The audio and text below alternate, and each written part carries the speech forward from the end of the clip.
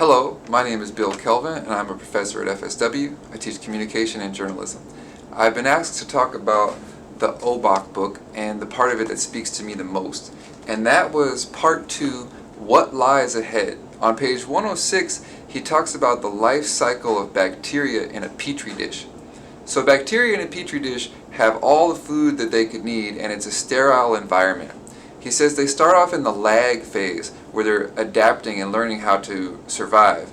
Then they enter the log phase, where they've solved the problem of survival and they're reproducing, growing exponentially. There's a stationary phase where they plateau. Then they reach the edge of the dish, run out of food, it gets too hot, and they poison themselves, basically choking on their own exhaust, gases, solids, liquids. I went online, he doesn't say what the next phase is called, but it's called the death phase, or sometimes the decline phase, and I notice he's pretty optimistic. He's not trying to be too much of a downer. But, bacteria live in a sealed environment. We have the biosphere, which allows us to renew our life-giving capabilities, and I think that's what Attenborough's called attention to, is that we need to protect that biosphere.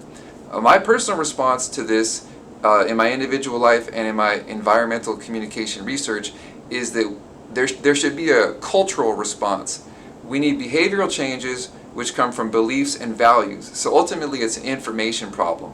How do we strategically persuade ourselves to care about this, to act, even if it's in our own self-interest or the self-interest of future generations?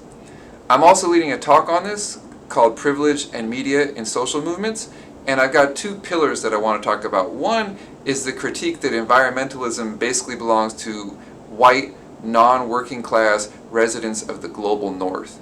And the other is the idea that mass media are integral to any social movement changing and spreading. And so I like to talk about what you think about those ideas, whether or not they're true, and what role we can play in changing things over time.